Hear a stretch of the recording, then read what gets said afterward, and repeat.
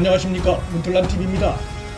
명백히 드러난 거짓말을 또 다른 거짓말로 덮는 행태를 보인다는 비판을 받고 있는 추미애의 거짓말 퍼레이드가 그 끝은 결국 중대 법 위반으로 인해 감옥행이 될 것이란 전망이 나오고 있습니다.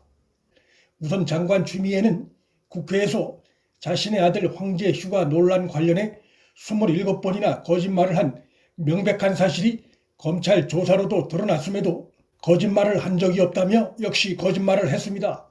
한동훈 검사장과 채널A 전 기자와의 검언 유착 증거가 드러났다고 국회에서 거짓말을 한 사실이 역시 검찰 조사로 사실상 허위로 드러났음에도 사과할 생각이 없느냐는 야당 의원의 질의에 대해 한 검사장이 휴대폰 비밀번호를 알려주지 않아 수사가 이루어지지 않고 있다며 자신은 거짓말을 한 것이 아니라고 역시 사실상의 거짓 답변을 했습니다.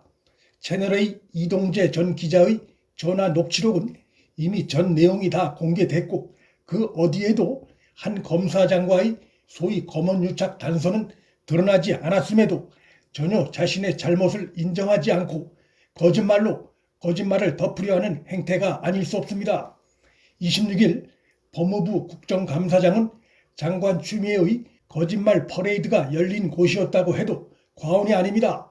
추미애는 윤석열 총장을 겨냥해 정치적 중립을 지켜야 할 총장으로서 선을 넘었다며 사실상 거짓말을 했습니다. 윤 총장이 집권 세력의 부패와 비리를 철저히 수사하다가 미운 털이 박힌 것이고 그가 정치적 중립을 지키지 않았다는 것은 전혀 객관적 증거가 드러나지 않은 상황입니다.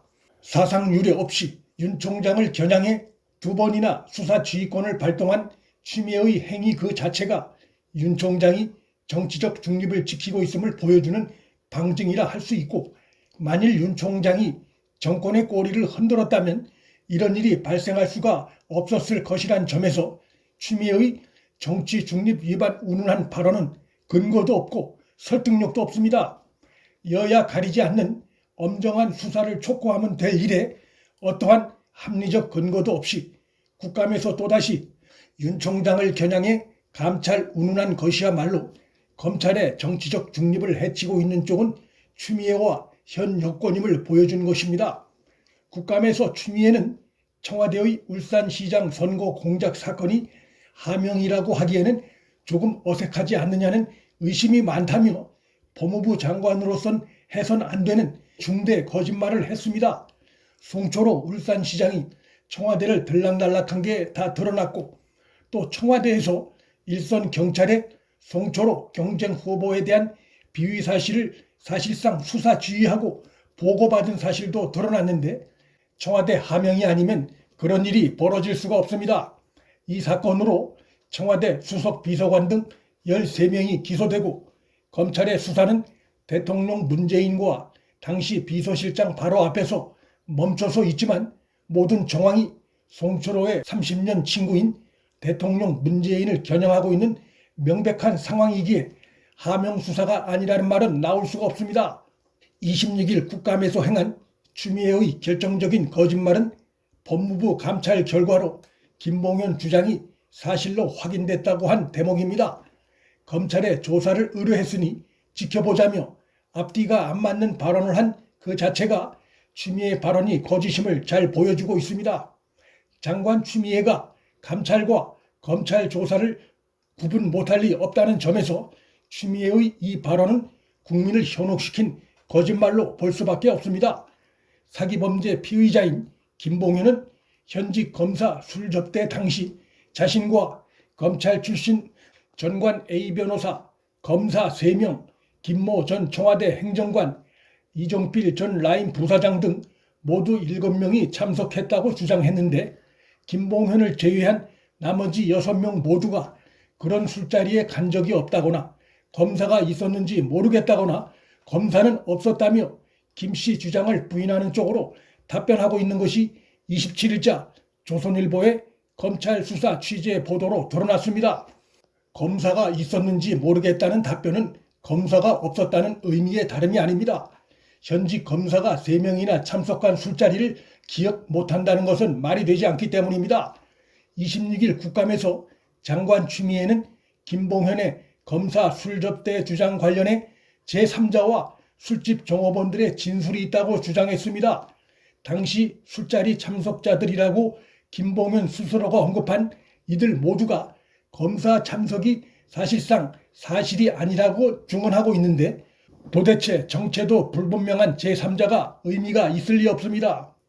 또 추미애가 언급한 술집 종업원도 JTBC가 최근 보도했다가 망신을 자초했던 그 보도에 나오는 인물을 인용한 것으로 보이는데 그가 금감원의 검사역을 검찰청 검사로 오인했다는 것이 이미 확인된 상태입니다. 따라서 어느 면으로 보나 김봉현 주장이 사실로 확인됐다는 추미애의 국감장에서의 발언은 거짓말에 속한다 할 수 있습니다. 김봉현은 남부지검 수사팀이 직접 구치소까지 찾아가 출정 조사를 벌였음에도 검사 술 접대 날짜를 기억이 나지 않는다며 특정하지 않은 것으로 알려졌습니다. 그가 날짜를 특정하지 못한다는 것은 옥중 편지를 3번씩이나 상세히 써가며 언론에 뿌리고 있는 그의 행위와 비교하면 수상하기 짝이 없는 태도라 할 수 있습니다. 장관 추미애는 현재 시민단체 등으로부터 여러 혐의 관련해서 고발 조치된 상태인데 현재 고발이 제기됐거나 앞으로 고발이 예상되는 주요 혐의는 위법한 수사 지휘권 발동 관련한 검찰청법 제8조 위반과 직권남용 혐의, 권리행사 방해 혐의가 제기됐고 직권남용 혐의엔 한동훈 검사장에 대한 2차례의 보복 전보 조치 그리고 검찰총장과의 협의 없이 일방 강행한 2차례의 인사폭고 행위도 포함됩니다.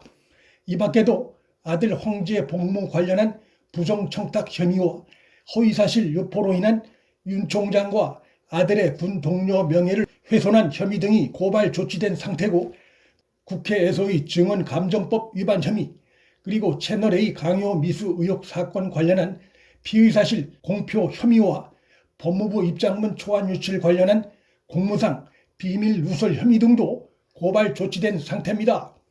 장관직에서 내려오는 순간 추미애는 검찰청 조사실을 문턱이 닳도록 드나들 수밖에 없는 처지고 제기된 고발 조치들이 대부분 분명한 팩트를 근거로 하고 있기 때문에 그가 법적 처벌을 받는 것은 시간 문제일 뿐이라고 볼 수 있습니다. 인툴란TV 여기서 마칩니다. 구독과 좋아요, 방송 공유는 방송 제작에 큰 힘이 됩니다. 시청해 주셔서 감사합니다.